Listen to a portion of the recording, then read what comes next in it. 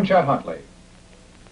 Before this picture starts, I'd like to say a few words about the mood of our times in which this film is presented.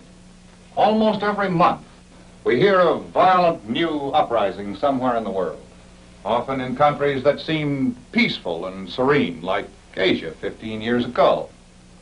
Since then, problems in Africa, the Middle East, India, Southeast Asia have made headlines. All of them, it seems, part of a trend linked with the impact of Western civilization on simple farming countries, clouded by the issue of communism, toughened by the deep roots of religious differences, and overall beset by the problem of race, of man's relation to man. Somewhere, somehow, the challenges arising from these problems must be faced. Beginnings, however crude and perhaps oversimplified, must be made to deal with them. The picture you're about to see shows how these beginnings are being made in one place in the world. Kenya, a country almost the size of Texas, lies inland from the east coast of Africa, almost on the equator. Some call it the big game capital of the world, where sportsmen on safaris hunt Cape buffalo, elephants, lions, and leopards. Geographically, our picture is concerned with this plateau area that starts some 20 miles from the capital city of Nairobi and extends northward over 200 miles. The place, a tiny village called Kapenguria in the colony of Kenya in British East Africa. The scene, a schoolhouse built for the education of Kikuyu natives, but now converted into a heavily guarded courtroom. The occasion, the trial of men accused of directing one of the most murderous secret societies ever known, the dreaded Mau Mau. The time, April 8, 1953, by our calendar. But for millions of natives on the African continent, time has stopped for a moment. Only a brief moment before it runs out. For whatever the white man's court in Kapenguria decides, it is the jailed ringleader, an Oxford-educated Kikuyu named Jomo Kenyatta, who has fired the imaginations of natives all over Africa. He has rejected the white man's established order and way of life and his superiority over the black races. The white man's verdict is given by Chief Judge Ransley Thacker. It is my belief that you organized the Mau Mau Society, the object of which was to drive out all Europeans from Kenya, and in doing so, to kill them if necessary. Some small part of the Mau Mau plan has succeeded. But perhaps the greatest tragedy of all is that you have turned Kikuyu against Kikuyu. Your Mau Mau Society has slaughtered, without mercy, defenseless Kikuyu men, women, and children in hundreds. You have let loose upon this land a flood of misery and unhappiness. You have put the clock back many years. You have much to answer for, and for that, you will be punished. For managing the Mau Mau Society, Jomo Kenyatta and his disciples are sentenced to 7 years hard labor. Rumors flash across the Kikuyu Reserve that a Mau Mau attempt will be made to rescue the men. But the scheme is foiled when the court orders them flown off to a prison along Kenya's northern frontier and orders his immediate return to England. But the 58-day trial has done its work. It has made both white and black African more aware than ever that they sit on a continental time bomb. They know that Mau Mau is only a symptom of the natives' growing unrest with the white man's rule. They know that Mau Mau has not spread to the other 175 million blacks of Africa yet. But they know, too, that the calm and measured words of Jomo Kenyatta are dynamite. Is Mau Mau the spark that will light the fuse? Only time will tell. And time is running out. Too many, Mau Mau's determination to drive the white man out of Kenya burst upon the scene with cruel and surprising suddenness. But actually, Mau Mau has its roots deep grown in the colony's past. To understand these roots, let's turn back the clock 50 years to around the beginning of the century, when time in Kenya seemed without end. The uplands of the interior had, unlike most of equatorial Africa, a cool, pleasant climate. In 1900, it was still unknown to the white man.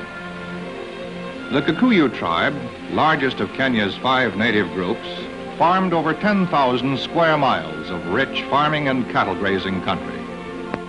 Primarily an agricultural people, the Kikuyus depended entirely on the land for their material and spiritual needs. The earth was considered sacred, and so property ownership was carefully defined. Originally, some of their land was virgin soil, homesteaded by the earliest natives, while other sections were purchased from the Wanderobo tribe living to the south. Eventually, every inch of the 16,000 square miles of highlands around sacred Mount Kenya was claimed by the Kikuyus for their own. This land, according to native customs, was private property to be passed down from one generation to another through the male descendants. Among the Kikuyus, where a man can marry as many wives as he can afford, ownership gradually assumed clan or tribal proportions, since there were many descendants. But such ownership was always considered to be held in trust for the spirit of the original owner. Thus, life for a Kikuyu was nurtured by the sacred earth he lived on. It was simple and satisfying, based on loyalty first to the family unit, then the tribe or one's relatives, and finally to one's particular age group. Then suddenly, at the turn of the century, the Kikuyu population was cut in half by a series of droughts and epidemics.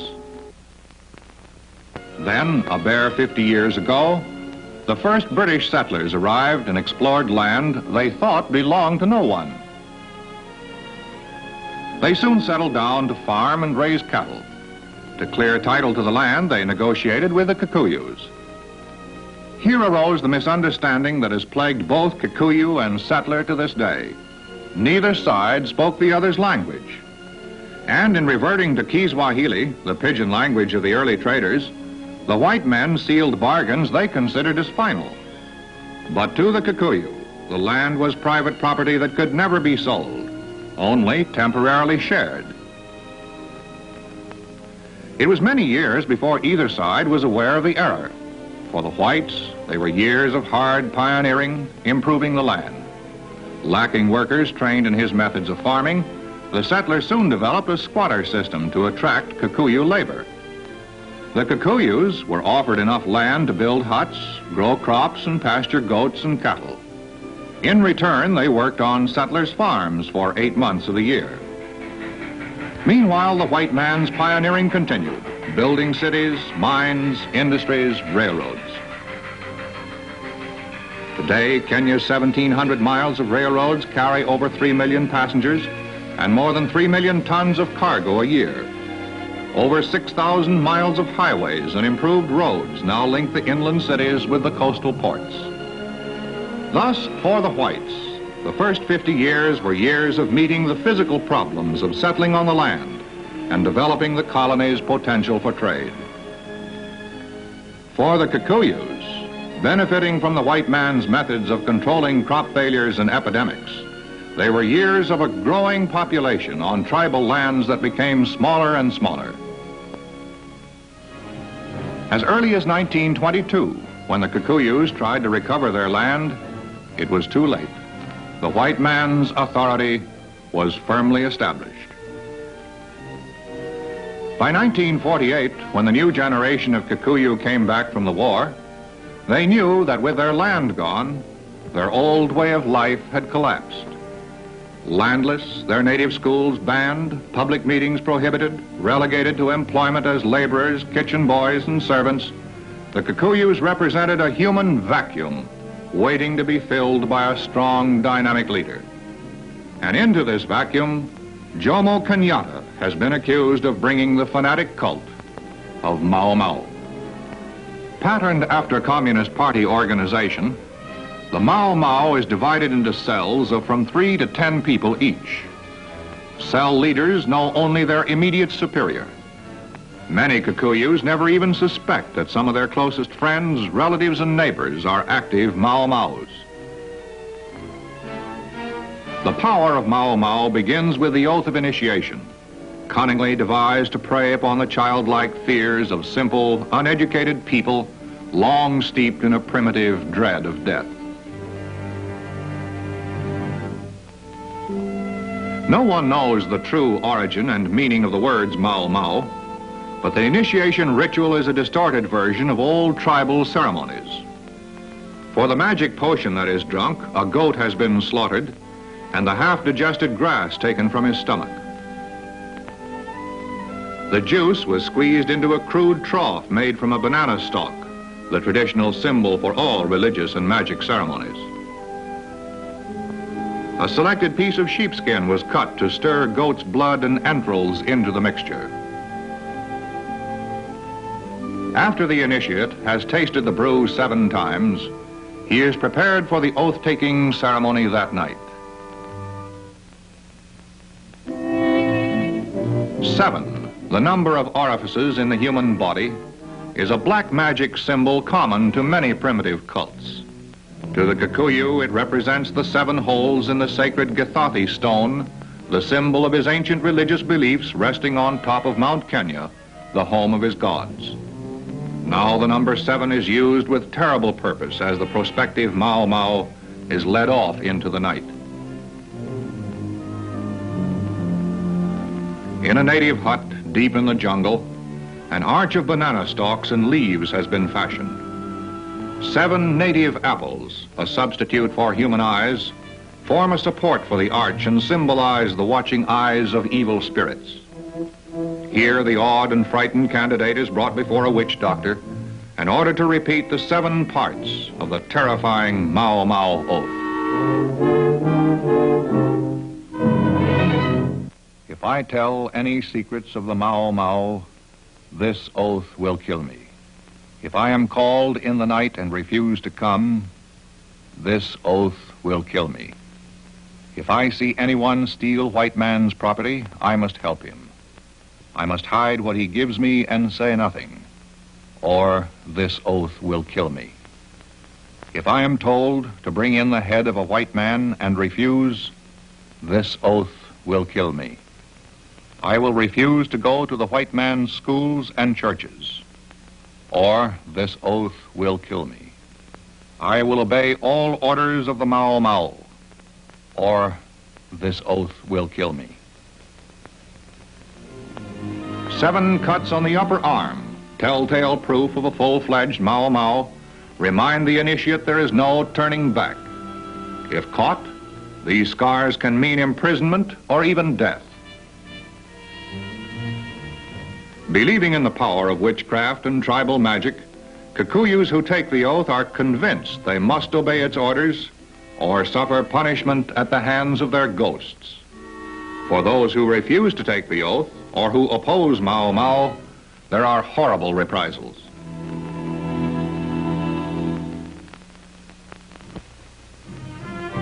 March 26th, 28 miles from the capital city of Nairobi, at a native village called the Lari location. Loyal tribal chiefs and government workers living in compounds built for the protection of their families are suddenly lured away by reports of Mau Mau attacks on neighboring farms. That evening, while the men are still away, innocent women, children, and old men sleep peacefully as a mob of Mau Maus sets fire to their huts. Mothers, sons, and daughters, awakened by the heat of the flames, frantically try to escape by climbing out of windows, breaking down doors, only to be met by Mau Mau guns and pankas.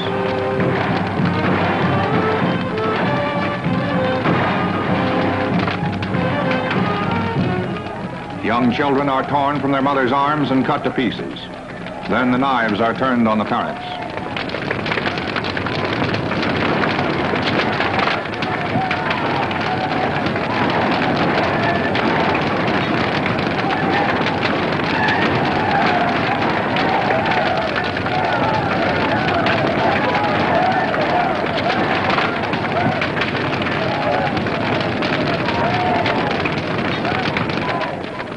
fire roasts those too weak to escape.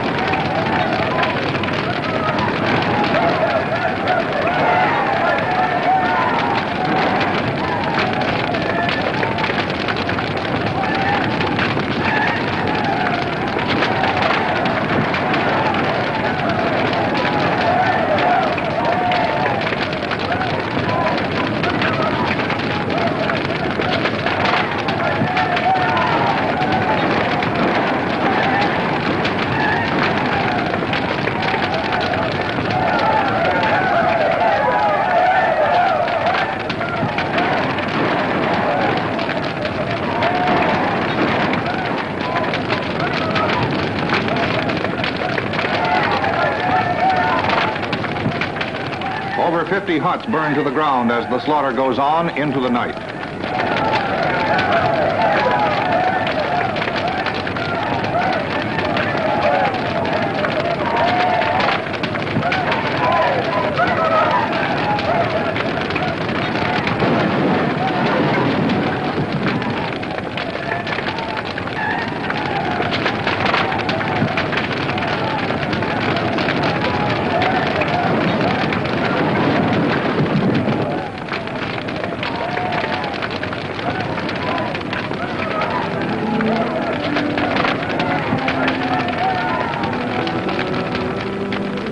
Attack by men born to tribal respect for women and children, now gone berserk in an orgy of insane fury.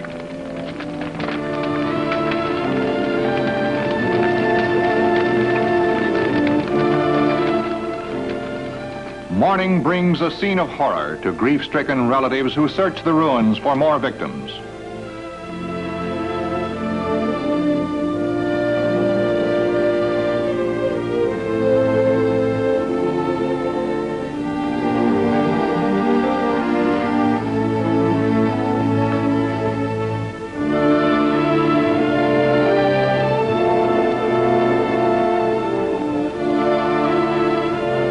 Chief Luca, the tribal elder. By nightfall, a total of over 300 dead and mutilated are counted. Mau Mau has committed the most vicious atrocity in Kenya's history. Next, as if to signal the beginning of more widespread violence, Mau Mau raiders strike at a native police outpost. Driving right into the middle of the compound, they blast the headquarters building with close-range rifle fire and hack to death a constable and a trustee. They escape with stores of rifles, submachine guns, and thousands of rounds of ammunition. To the military, white settler, and frightened Kikuyu, this planned butchery is an open declaration of war. Rumors spread that over 500,000 Kikuyus have been forced to take the oath. Mau Mau informers mysteriously disappear. More and more villages are burned to the ground. The senior chief of one of the largest Kikuyu reserves is shot to death while sitting in his car. Hundreds of sheep and cattle owned by loyal Kikuyus are slashed and left to die on the open fields.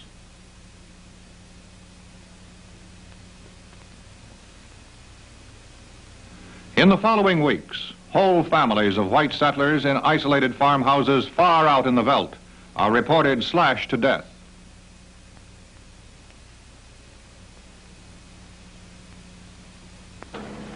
Identification of suspects is virtually impossible, as loyal Kikuyus fear Mau Mau reprisals to themselves and families.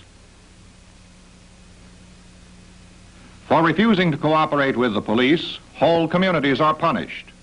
Herds of cattle, sheep, goats, vital assets in the lives of Kikuyus, are impounded by the government and driven away to collecting centers. There, under armored car guard, they are assembled for collection by government trucks and driven to huge stock centers. Kikuyus by the thousands are ordered off squatter settlements on white farms and sent back to already overcrowded reserves. Faced with the possibility of widespread panic and loss of faith in the government's power to protect loyal Kikuyus, Kenya's British governor, Sir Evelyn Baring, makes a flying trip to the outlying native districts. The 50-year-old son of Britain's famed Egyptian proconsul, the late Lord Cromer, Governor Baring proclaimed a state of emergency 6 months before. But faced with an unwieldy system of government in which all major decisions are made in London, little was accomplished for months.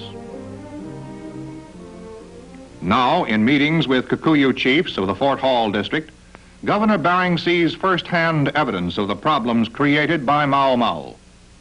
It is suggested by the chiefs, every one high on the Mau Mau list for assassination, that captured Mau Mau be publicly shot or hanged without benefit of trial.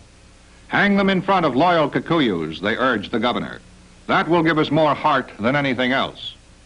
Others remind him that the number of loyal Kikuyus is growing, and since many Mau Mau carry firearms, they ask that the Home Guard be supplied with rifles and revolvers. Elsewhere, the governor is asked to stop the flood of tribesmen migrating into the reserves. Through his interpreter, he learns that the main supply point for terrorist arms and ammunition is the capital city of Nairobi itself. Is there some way to set up a system of inspection for Kikuyus entering and leaving the city? Government-sponsored hospitals are also visited by the governor, where he comforts sick and wounded victims of Mau Mau attacks. Afterwards, he inspects members of Home Guard units and congratulates loyal tribesmen for their efforts to eradicate Mau Mau. Aware of the difficulties faced by the police in identifying Mau Mau terrorists, he suggests that the Kikuyus themselves will have to rise up and drive Mau Maus from their country. He assures them that the government, together with the army and police, will give them all possible help.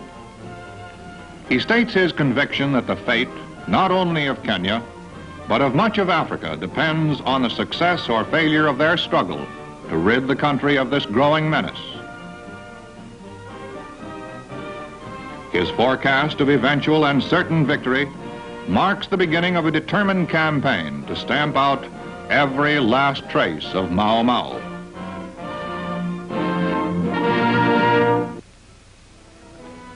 A few days later, not far from the site of the Lari massacre, Indian workmen begin building a courtroom for the trial of Mau Maus accused of taking part in the atrocity. Ironically, the site chosen for the trial is the location of Jomo Kenyatta's Teachers College. This had been part of his program to develop an African school system independent of religious and government-sponsored institutions. Soon after the outbreak of Mau Mau, it was closed by the government as a suspected breeding ground for the new cult. Now, with tension high, the area is fenced with barbed wire and poisoned spears. Native guards, soldiers of the King's African Rifles, man guard towers day and night and practice defense drills on the alert for possible Mau Mau attacks. In a surprise raid at a police camp some weeks before, a number of Mau Mau suspects were set free by a gang of terrorists at heavy loss to the defenders. Now the authorities are determined to prevent a repetition of such tactics. As thousands of natives are rounded up and brought before survivors of the massacre and questioned, the hunt for more terrorists goes on. 10 more members of the African Home Guard are slashed to death when Mau Maus raid their huts. In a series of scattered clashes, Home Guard patrols retaliate by killing over 30 members of Mau Mau gangs in the reserve area. Meanwhile, investigations are hampered by streams of refugee Kikuyus who have left their squatter settlements on white farms to the north. They flood through the area on their way back to the native reserves. There they seek protection from terrorists and from the harsh measures of retaliation imposed by white settler extremists searching for Mau Maus. The tally of prisoners grows as suspects are captured in camouflaged underground hideouts where they had been living for weeks. Some of these dugouts were plentifully supplied with food, clothing, weapons, and ammunition. Many of the prisoners are European farm squatters who had been allowed to farm in the government-controlled forest reserves. The prison area is constantly searched by men using mine detectors to spot weapons smuggled in and buried in preparation for rape. Pangas, axes, knives, and scissors are among the many weapons uncovered, despite the close scrutiny of all new arrivals. As special teams from Kenya's Criminal Investigation Department work day and night screening suspects, the prisoners are fed a daily fare of posho, consisting of 1.5 pounds of cornmeal mixed with hot water and shaped into a ball. Commonly regarded as the staple diet for all Kikuyus, posho is actually a result of the gradual loss of native farmland and the uprooting of their way of life. In the early days, the Kikuyu diet was possibly even more varied than that of the white man's. Maize, beans, peas, millet, sweet potatoes, bananas were planted and harvested on every farm. Sheep and goats were the chief sources of meat. To the Kikuyu, cattle are merely a display of wealth and are almost never killed. Cheap and filling, a steady diet of posho has contributed to the gradual undernourishment now seen to be affecting many Kikuyus. But here, as suspects pour in from all sections of the reserves, it is the only practicable food supply. But despite many obstacles and delays, within 3 weeks, over 300 suspects are held for trials by courts convened under special orders of the government. Because the laws of Kenya have no provision to charge persons with mass murder, each crime had to be treated as a separate incident.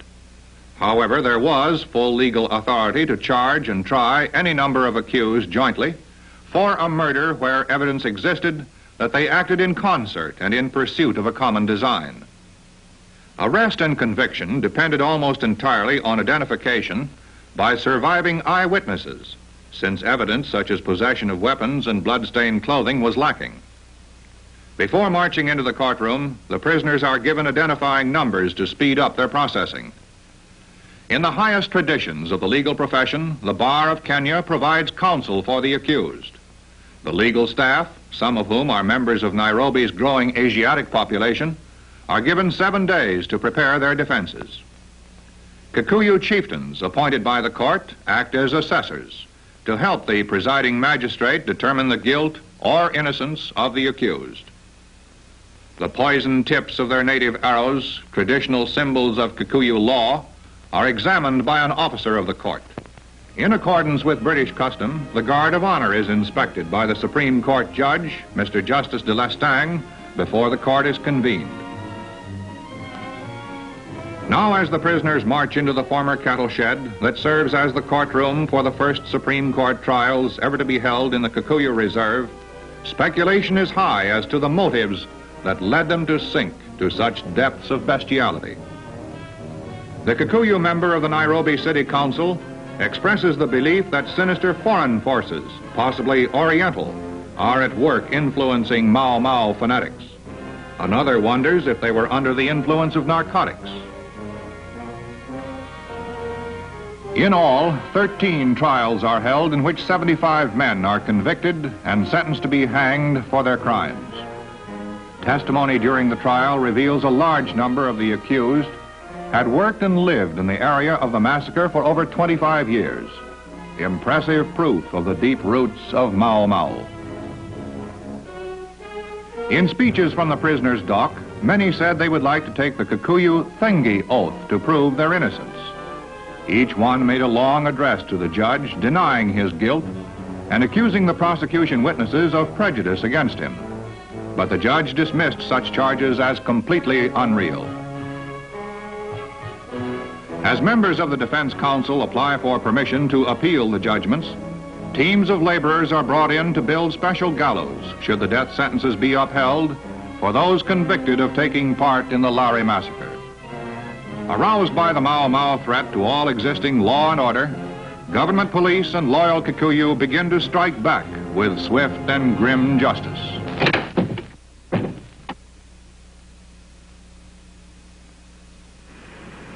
But meanwhile, Mau Mau murders go on, their numbers increasing around the city of Nairobi.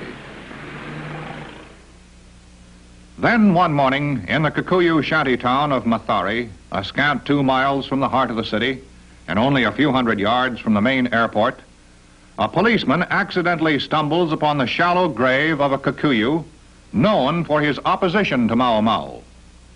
As native police are called to surround the area, the village is evacuated in a matter of minutes.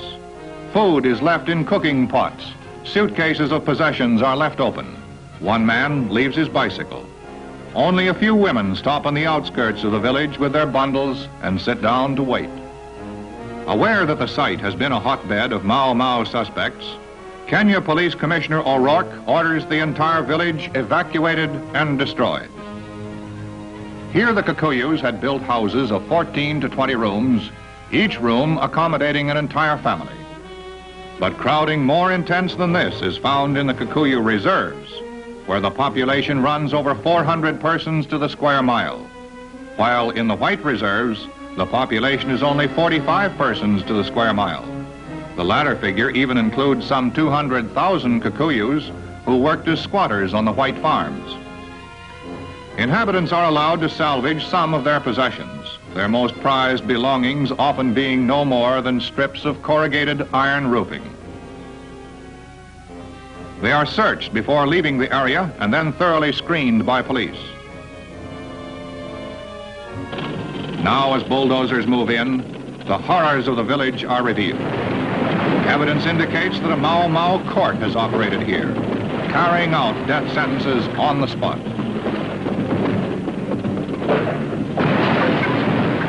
After buildings are demolished and surface layers of dirt scraped away, authorities are led to gruesome discoveries as bodies are found of natives who had refused to take the Mau Mau oath and had disappeared. Loyal Kikuyu workers with long records of service to business firms and who had refused to help Mau Maus infiltrate their companies are found hacked to death. Relatives look on, waiting to identify bodies of prominent Kikuyus kidnapped by Mau Mau. It has long been suspected that the Central Council of Mau Mau has operated near Nairobi. When pamphlets by Jomo Kenyatta are found, this information links with widespread attempts to sabotage industrial and transport organizations in the city. Certainly one way to deal with subversion is the destruction of villages like Mathare. But while bulldozers work, some wonder how many new shanty towns will appear to house the displaced Kikuyus.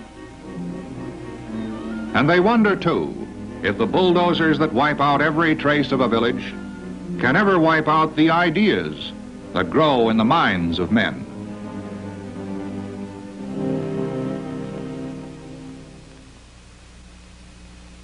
Soon Kenya police officers establish roadblocks as the government orders closer checks on the movements of all Kikuyus. Long a source of friction between native and white settler, the problem of personal identification is a complex one. Among the 5 million natives of Kenya, names are changed at will and reduplicated. Employment is sporadic. Whole families are constantly on the move between farms, villages, and tribal reserves. For years, all natives were required to carry a certificate bearing the name, serial number, tribe, home address, occupation, wages and allowances, and signature of the last employer. But as early as 1929, Jomo Kenyatta led a delegation to London to demand that the system, known as the Kipande, be abolished on the grounds that it discriminated against the natives.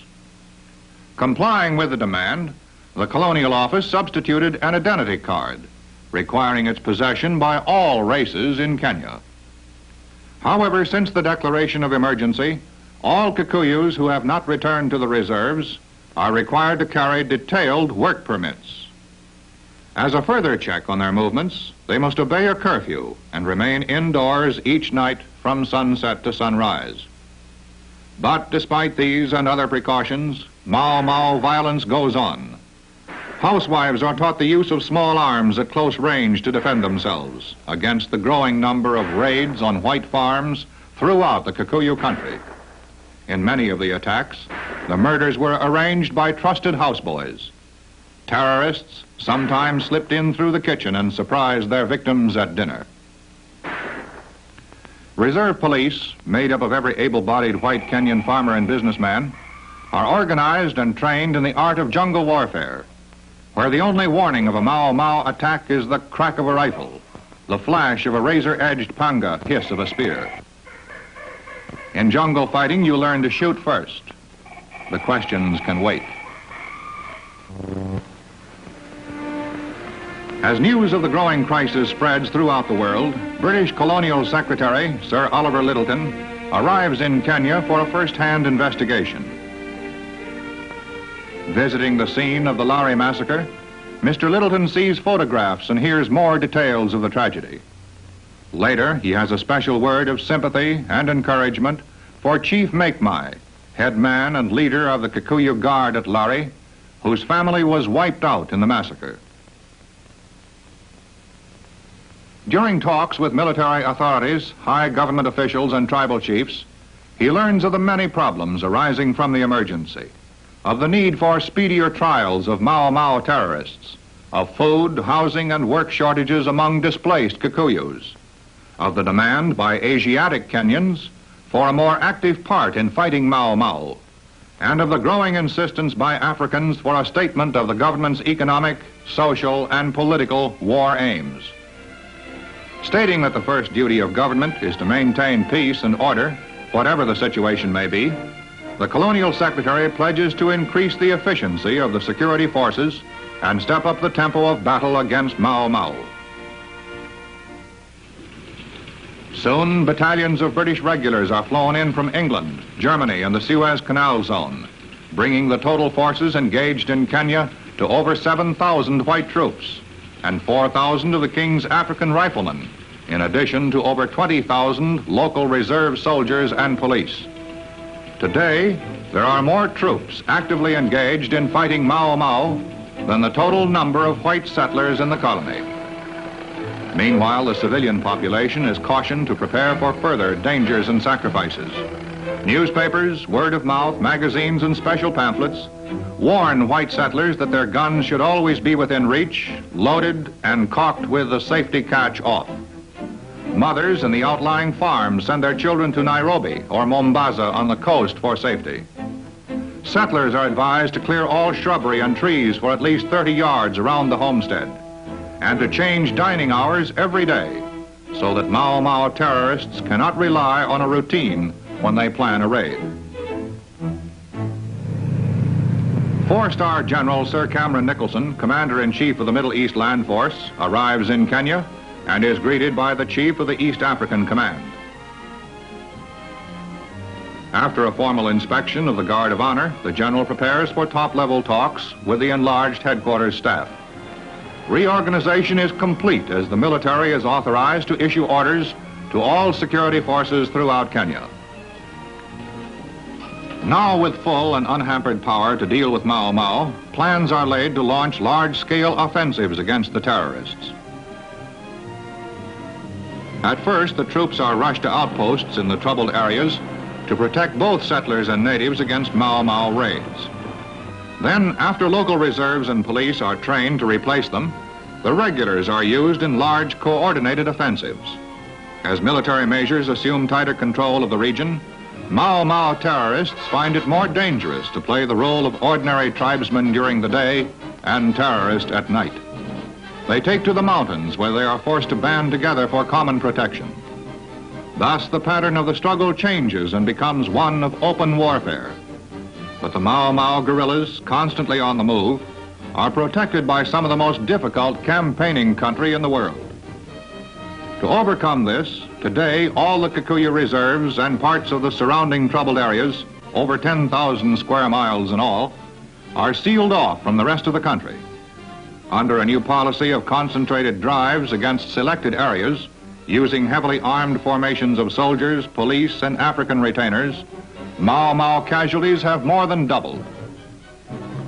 Patrols of Wanderobo trackers, Kikuyu guards, regulars of the Kenya Regiment, Asian Special Police, Lancashire Fusiliers, Devons, Buffs, King's African Rifles, and Askaris of all tribes are searching out and fighting terrorist gangs wherever they are found. Recently, women terrorists are known to have taken part in murders, as the hardcore of Mau Mau utilizes every means to exert its influence. Other members often disguise themselves as KAR soldiers as they move throughout the colony.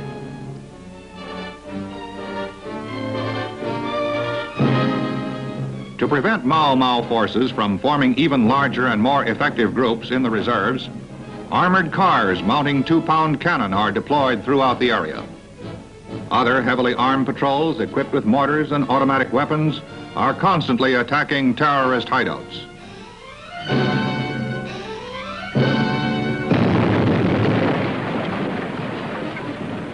Heavy charges of dynamite are used to blast caves sheltering die-hard Mau Maus. But white settlers are seldom in the mood to offer amnesty to Mau Maus who want to surrender. When the governor proposed that Mau Maus wishing to give themselves up come out of the forests waving green branches over their heads, the white settlers protested with such vehemence that the proposal was withdrawn. Thus, isolated patrol actions are resulting in steadily increasing lists of Mau Mau killed. For now it seems that the battle must be fought to its bloody and bitter end. Meanwhile, pilots of the Kenya Police Reserve Air Wing are assigned sections of the prohibited zones to observe and report any suspicious gatherings of natives. They are also on the alert for a white sheet on the ground, the prearranged danger signal from settlers far out on the veldt. Information radioed by the Reserve Air Wing is immediately coordinated through forward ground patrol and armored car units who quickly dispatch men to a scene of trouble. On airports surrounding the Aberdare region, RAF units of Harvard airplanes, slow-flying aircraft with great maneuverability, are armed with fragmentation bombs and machine guns for bombing and strafing missions.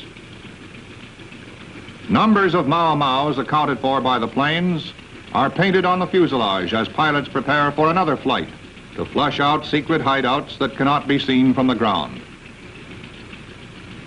In the prohibited zones, they may attack without warning.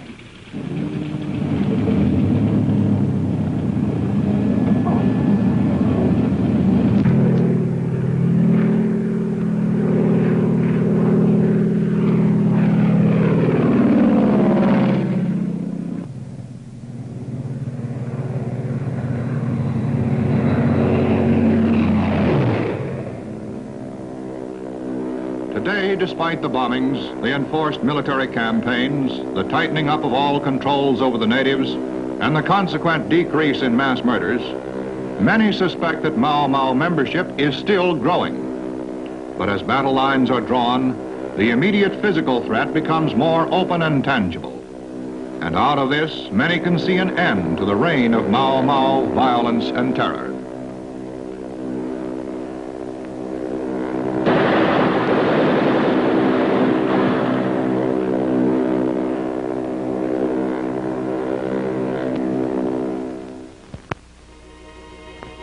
To halt the spread of Mau Mau, the government has authorized cleansing or de-oathing ceremonies. Native witch doctors are asked by the government to obtain confessions and absolve those guilty of taking the Mau Mau oath. Thousands of Kikuyus who have taken the Mau Mau oath pay a fee of 50 cents, a sum as impressive to them as the Mau Mau initiation fee, to register and participate in a ceremony designed to appease the spirits invoked in the original oath. As witch doctors chant anti-Mau Mau oaths, faces are brushed with green branches dipped in a special brew.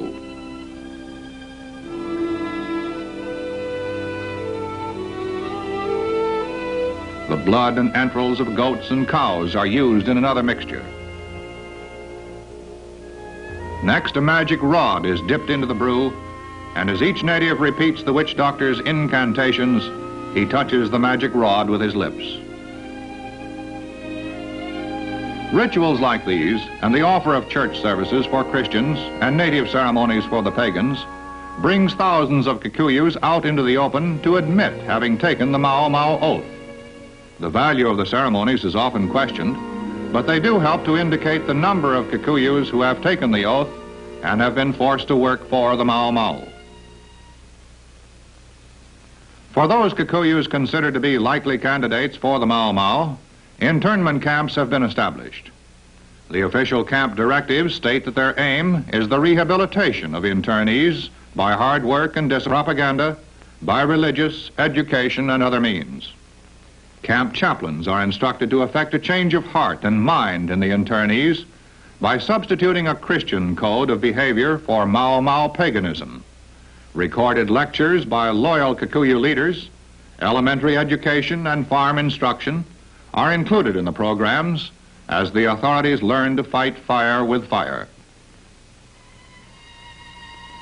But both white and black know that the flames of Mau Mau call for stronger preventive measures than military campaigns, ceremonial pledges of loyalty, or mild programs of brainwashing. For throughout a continent where, on a quarter of the Earth's surface, some 175 million black people are ruled by 5 million whites, the black man's unrest smolders ominously. In Kenya, it is significant that of its 5 native tribes, only the Kikuyu has worked as the white man's servant, waiter, busboy, and janitor. And it is the Kikuyu whom the Christian missionaries have taught the white man's Bible, with its message of human equality in the eyes of God. For wherever the black man has learned of the white man's religion and has watched his high standard of living, he has been aroused to a new sense of his own poverty and inferior social status. If political rights are still vague ideas to uneducated Africans, the land is another matter. Every African understands and loves the land with an almost religious devotion. In Kenya, the 12,000 square miles of fertile and healthy highlands reserved for white farmers have long been a source of grievance to the rapidly increasing population of Kikuyus. But to the white settler, the Kikuyu's use of the land is appallingly wasteful. For centuries, the Kikuyu had no concept of the use of fertilizer or crop rotation or contour plowing. The natives farmed until the land wore out and then moved on to another spot. To remedy this, the government has set up model farms, launched extensive campaigns to teach better farming methods, and has sent agricultural experts into the reserves to teach modern practices of farming and stock breeding. Such learning the African needs and wants, as he wants to learn the white man's sciences of medicine and industrial technology. But the white settler needs the African too. For Kenya's transition from a pastoral to a cash economy has created a tremendous demand for African workers, of whom the Kikuyus are the best and most numerous. Throughout the White Highlands bordering the Kikuyu reserves, huge farms, each covering thousands of acres, grow sisal, the most important crop in Kenya's booming export trade. Used in the making of rope and paper, the growing and processing of sisal requires the extensive use of hand labor. Sisal leaves grow at the base of tall, flowering plants and must first be cut by hand. A machine removes the outer shell of the leaf and shreds the fiber. But native labor is needed to wash the fiber, to handle the tedious work of drying it, and to load and pack it.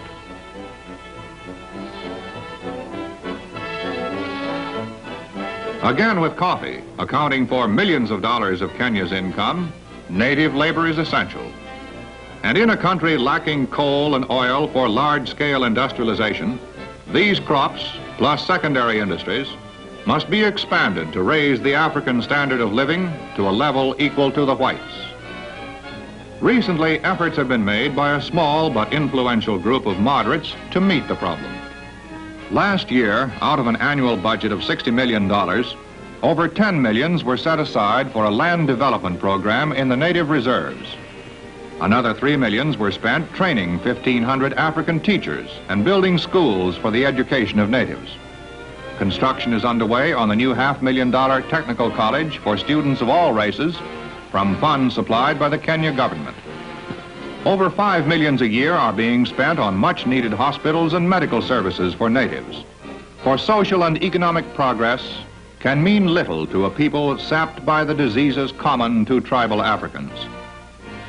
But the native remembers that it was only 20 years ago that the British home government, over the objections of the white settlers, prohibited compulsory labor on white farms. Thus he insists that any workable solutions must include his right to reject a white man's social philosophy that regards him as a primitive savage. Thus the crisis facing the 30,000 white settlers in Kenya is but a part of the whole problem facing the white man in Africa. Will he insist on holding fast to the doctrine of white superiority and perhaps try, if he can, to relegate the natives to a pastoral economy in the reserves, as was done with the American Indian? Or will he continue to develop new, fresh approaches to political and social needs and try to cope with the awful problems of backwardness? Will he test new ways for black and white to work together in peace and in the fruitful use of Africa's wealth of resources? Today, a pall of fear, mistrust, and anger lies across the African continent like a mist at sundown. In Kenya, when the white settler sits down to dinner, he maintains his accustomed formalities, but with certain unusual trimmings. When a servant enters the room, a gun covers his every move. But the white settler knows there are guns pointing at him too. Invisible guns of a kind far more dangerous and explosive than his. Both sides hope that in time, the guns can be put aside. But it will have to be soon. Time is running out.